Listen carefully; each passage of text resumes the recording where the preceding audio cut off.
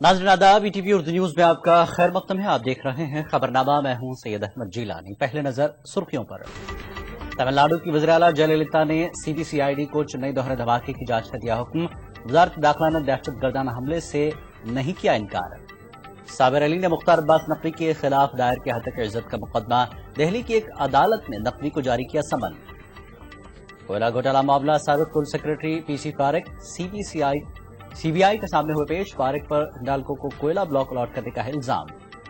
मुजफ्फरनगर फसादात मामला, 4 मुलजिमीन गिरफ्तार, 2 मफरूर मुलजिमों की जायदाद की कुर्की।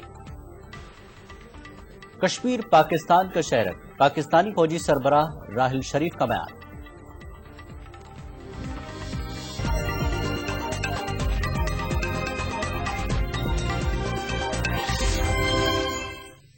और अब खबरें तफसील से। तमिलनाडु की वज़ीर आला जयललिता ने सीबीसीआईडी को चेन्नई दोहरे धमाके की जांच का हुक्म दिया है। वहीं तमिलनाडु के डीजीपी रामानुजम का कहना है कि एसआईटी दोहरे धमाके की जांच करेगी। डीजीपी के मुताबिक चेन्नई हमलावरों के निशाने पर नहीं थी क्योंकि ट्रेन ताखीर से चल रही थी। दूसरी जानिब वजारत दाखिला ने दहशतगर्दाना हमले से इनकार नहीं किया है और रियासती हुकूमत से इस सिलसिले में जवाब मांगा है। इसके अलावा मरकज ने तमिलनाडु हुकूमत को तमाम मुमकिन मदद की पेशकश की है और वजीर आजम मनमोहन सिंह ने धमाकों की मजम्मत करते हुए इसे बुज़दिलाना हरकत से ताबीर किया है। वाज़ेह है कि आज सुबह चेन्नई सेंट्रल रेलवे स्टेशन पर बेंगलुरु गुवाहाटी एक्सप्रेस में 2 धमाके हुए। इन धमाकों में एक खातून की मौत हो गई और कई जख्मी हो गए, जिनमें 2 की हालत नाजुक बताई जा रही है। जख्मियों को राजीव गांधी गवर्नमेंट अस्पताल में दाखिल कराया गया है। इस सिलसिले में मुश्तबा शख्स को गिरफ्तार किया गया। वजारत रेल ने महलूका और जख्मियों के लिए एक्स ग्रेशिया का ऐलान किया। महलूका को 1 लाख रुपए जबकि शदीद तौर पर जख्मियों को 25-25 हजार और मामूली जख्मी को 5-5 हजार रुपए दिए जाए। इस बीच वजीर दाखिला सुशील कुमार शिंदे ने कहा कि मुतल्लिका हुकाम को इस ज़िम्मन में हिदायत दी गई कि वो धमाके के बारे में जानकारी हासिल करें।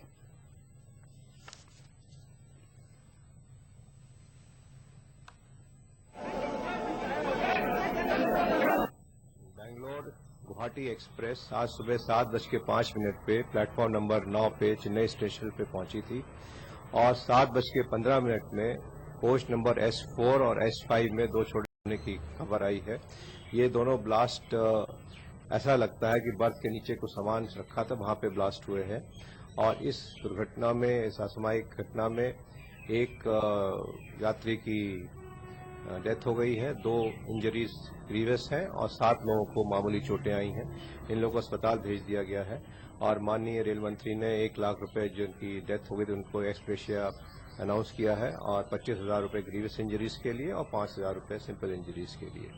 इस इलाके में पूरा कॉर्डन ऑफ कर दिया गया है प्लेटफॉर्म नंबर 9 को, बट चेन्नई सेंट्रल में बाकी रेल यातायात नॉर्मल है और जो सबर्बन यातायात। वहीं चेन्नई के मुतल्लिका पुलिस अफसरों का कहना है कि धमाकों के बारे में अभी कुछ कहना कब्ल वक्त होगा। इस सिलसिले में जांच की जा रही है।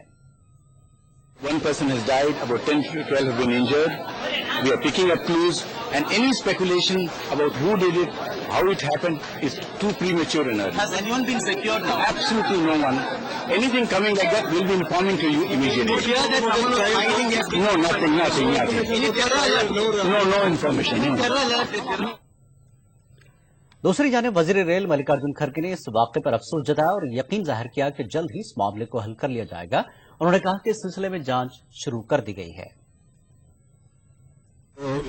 हादसा हुआ, ये बड़ा अनफॉर्चुनेट है, इसके लिए हम खेद व्यक्त करते हैं और जो फैमिलीज अपना यानी जिस फैमिली में मृत्यु हुआ है उनके लिए भी हम खेद व्यक्त करते हैं और जो भी इंजर्ड लोग हैं उनको भी हॉस्पिटल में भेजा गया है, उनका भी देखभाल हो रहा है और ये इसकी वजह क्या है इसका भी इन्वेस्टिगेशन हमारे रेलवे पुलिस और लोकल पुलिस के सहारे से कर रहे हैं और ये जल्दी इसका रीजन मालूम हो जाएगा।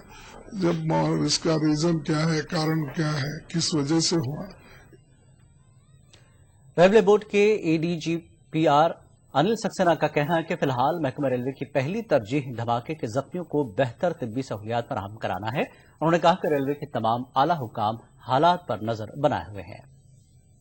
यही है इस वक्त कि हम जो घायल लोग हैं उनको बेहतर उपचार दें। केंद्रीय रेल मंत्री श्री मल्लिकार्जुन खड़गे जी ने निर्देश दिया है कि घायलों का उपचार बेहतर तरीके से किया जाए।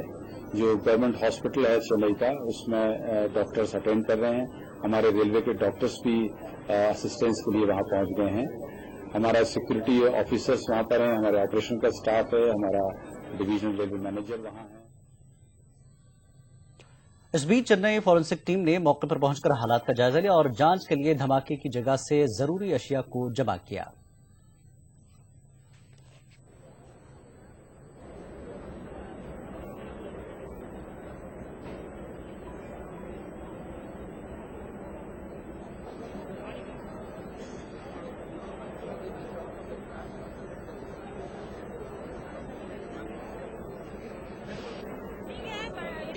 Actually, I am traveling from Bangalore to Ongole in the Guwahati Express.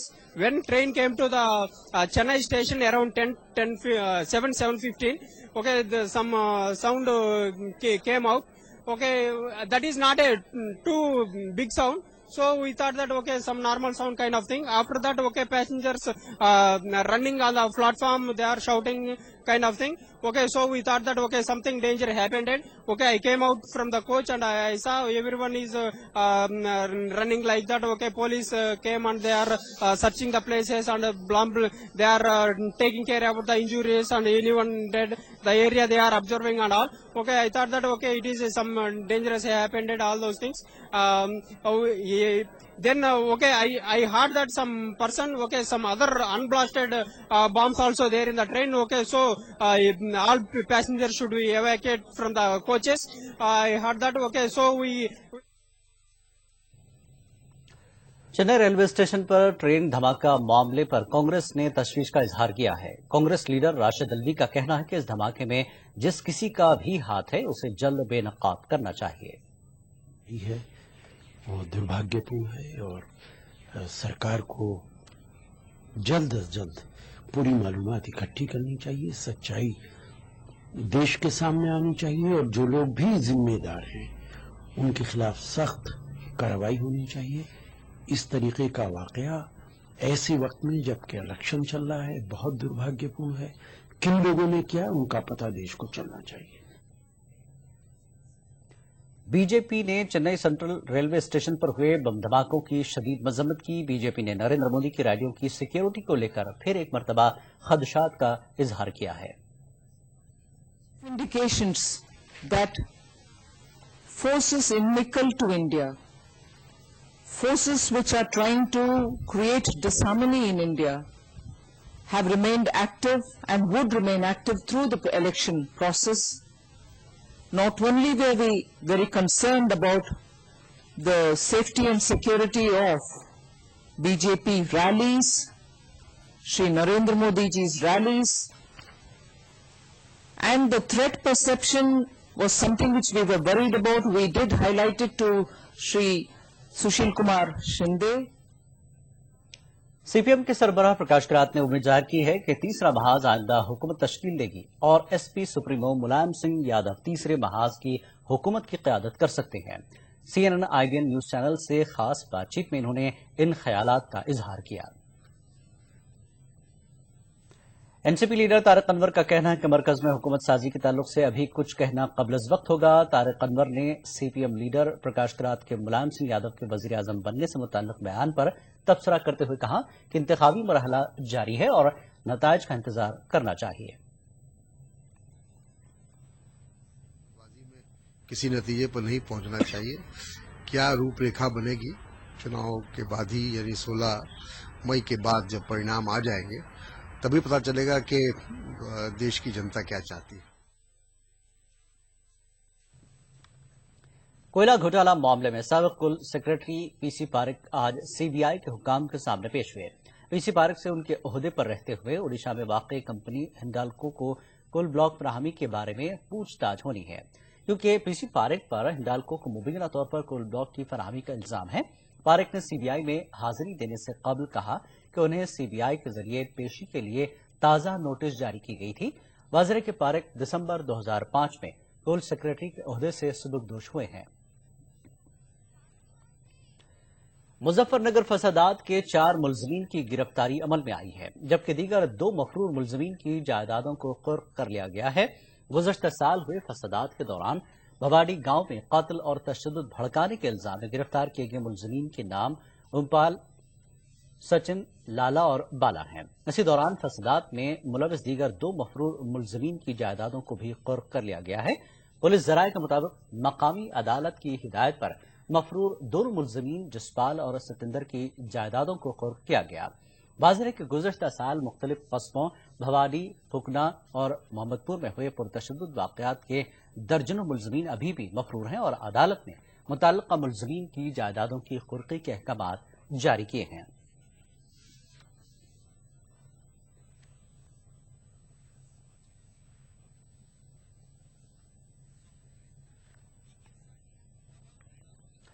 Delhi की एक अदालत ने साबिर अली की जानिब से हक़ इज़्ज़त का मुकदमे के बाद बीजेपी लीडर मुख्तार अब्बास नकवी को समन जारी किया है। मेट्रोपॉलिटन मजिस्ट्रेट आकाश जैन ने कहा कि नकवी के खिलाफ कार्रवाई के लिए काफी शवाहिद मौजूद हैं।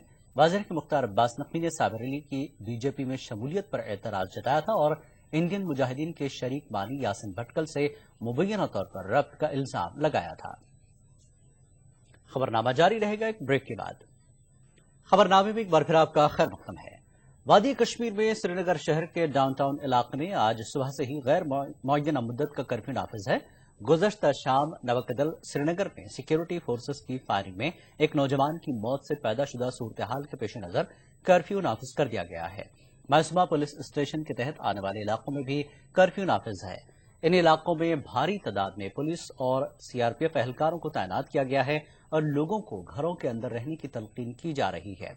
इन इलाकों को जाने वाले रास्तों को बंद कर दिया गया है और लोगों की नकल हरकत पर पाबंदी है। उधर नवाकदल हलाकत के खिलाफ अलहदगी पसंदों की जानिब से दी गई हड़ताल की कॉल के सबब वादी के दीगर हिस्सों में मामलात जिंदगी मुतासिर है। हड़ताल की कॉल हुर्रियत कॉन्फ्रेंस के दोनों ग्रुपों ने दी है और जेकेएलएफ ने भी इसकी हिमायत की है।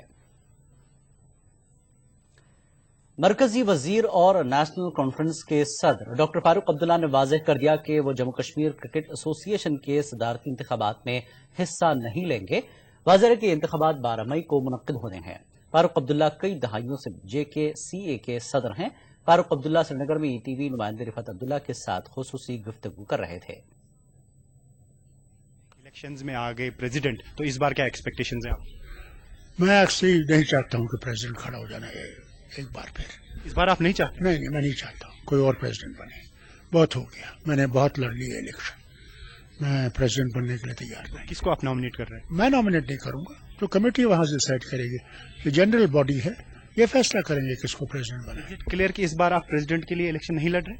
अरे भैया, मैं आप और किससे खुदा से बोलूंगा आपको कहना, मैं नहीं लड़ना चाहता।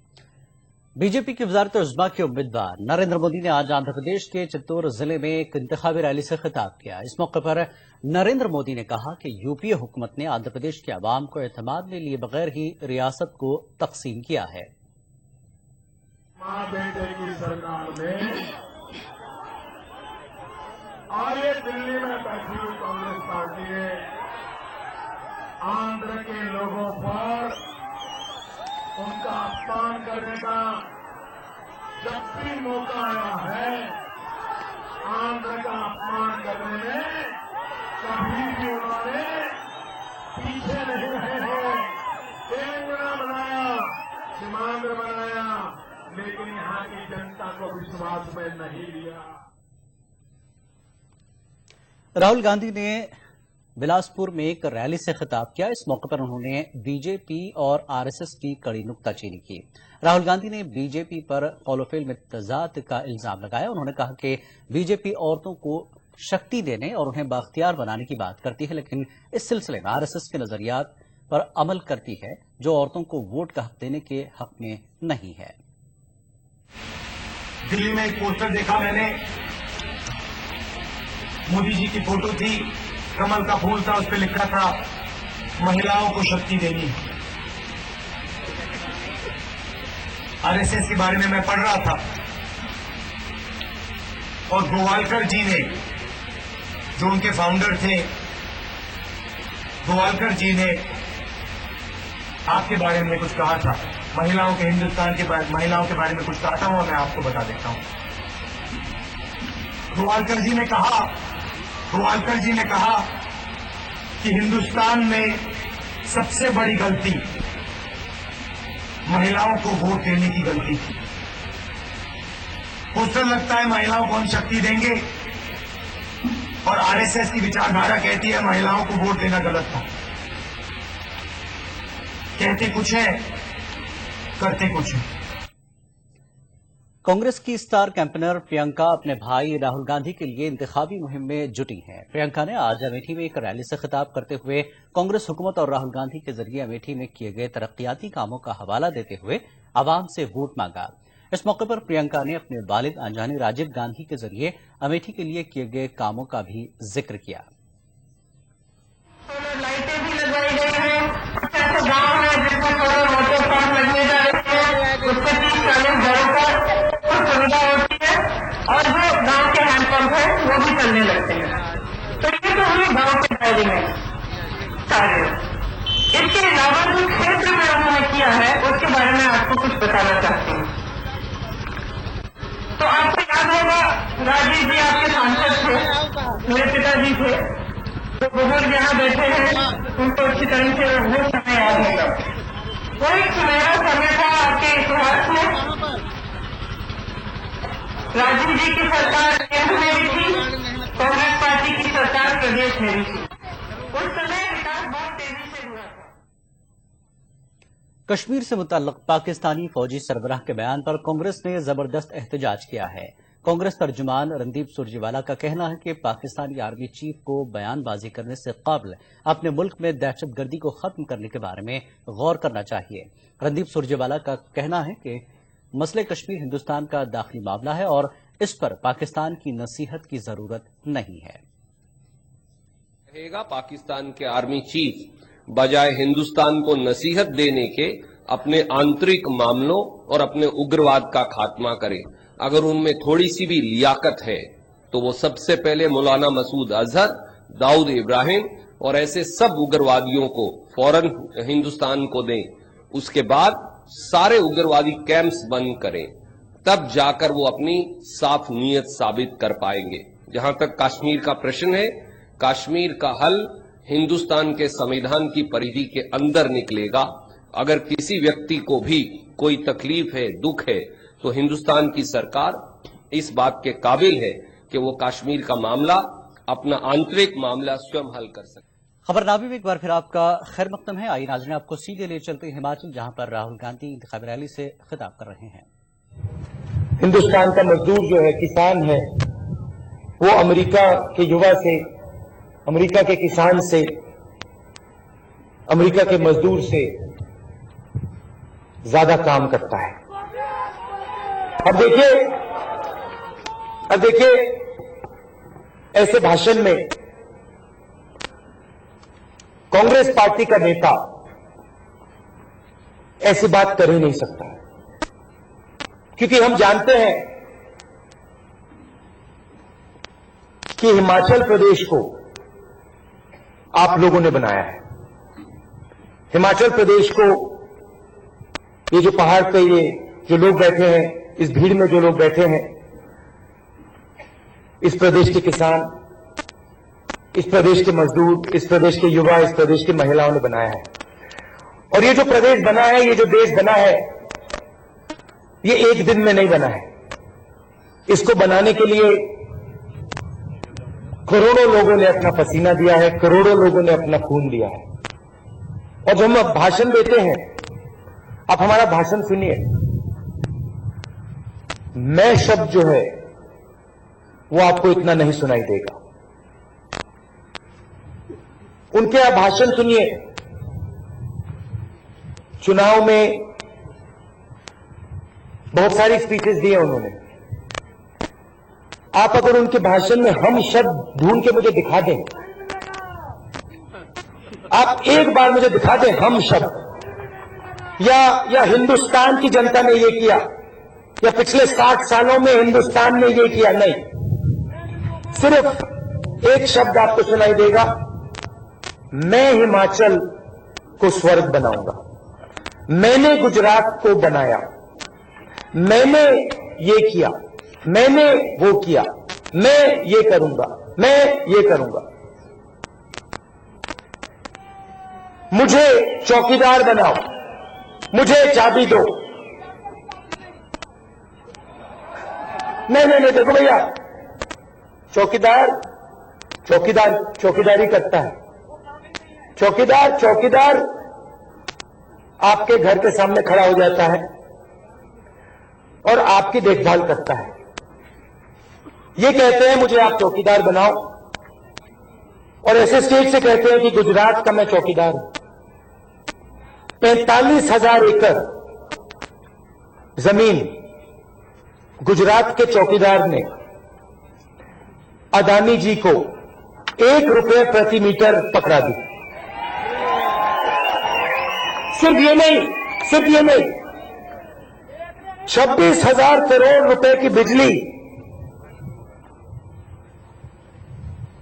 26,000 करोड़ रुपए की बिजली एक व्यक्ति को चौकीदार ने पकड़ा दी, जिसकी कंपनी 3,000 करोड़ रुपए की हुआ करती थी। 10 साल में चौकीदार ने उसकी कंपनी को 40,000 करोड़ की कंपनी बना दी। और फिर कहते भैया अब मुझे हिमाचल प्रदेश का, दिल्ली का, देश का चौकीदार बनाओ। मैं आपको एक बात बताता हूं, कभी कभी चौकीदार भी चोरी कर जाते हैं, होता है। हम भी चौकीदार बनाना चाहते हैं, मगर मैं या वीरभद्र सिंह जी हिंदुस्तान के चौकीदार नहीं बनना चाहते। हम आपको, हम हिंदुस्तान के युवा को, हिंदुस्तान की महिलाओं को, हिंदुस्तान के किसान को, हिंदुस्तान के मजदूर को इस देश का चौकीदार बनाना चाहते हैं। हम एक को चौकीदार नहीं बनाना चाहते हैं। हम उठा के चाबी आपके जेब में डालना चाहते हैं। लो भैया, ये लो चाबी, आप अपने घर को चलाओ, आप अपने शहरों को चलाओ, आप अपने पंचायत को चलाओ, आप अपने देश को चलाओ। अब देखिए, आप सोच रहे हो, ठहर भैया, अब मैं आपको बताता हूं चौकीदारी हमने आपको कैसे दी। पहले क्या होता था,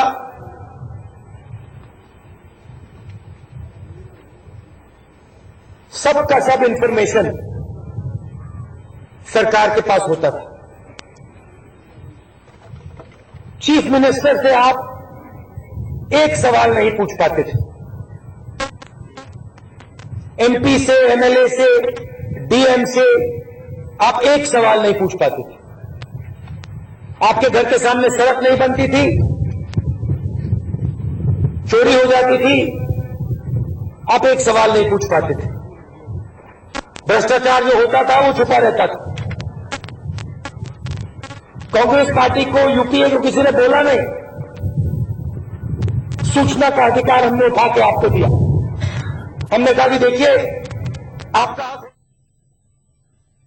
राहुल गांधी हिमाचल में इंतखाबी तकरीर करते हुए उन्होंने नरेंद्र मोदी की मैं का हवाला देते हुए मोदी पर तनकीद की, साथ ही उन्होंने अडानी को दी गई जमीन का भी हवाला दिया। और आगे बढ़ते, पाकिस्तान के फौजी सरबराह जनरल राहिल शरीफ ने कश्मीर पर एक इश्तियालंगेज बयान देते हुए कहा कि कश्मीर पाकिस्तान के लिए शहरक है। जनरल राहिल शरीफ ने कहा कि खित्ते में अमन के लिए मसले कश्मीर का हल कश्मीरियों की ख्वाहिशात और अक़वाम मुत्तहिदा की करारदाद के मुताबिक होना चाहिए। पाकिस्तानी फौजी सरबराह ने ये बातें कल यौम शहीद से मुताल्लिक़ एक तकरीब के दौरान कही। उन्होंने कहा कि यह मसला एक बैनुल अक़वामी मसला है। खबरनामे में फिलहाल इतना ही। आदाब।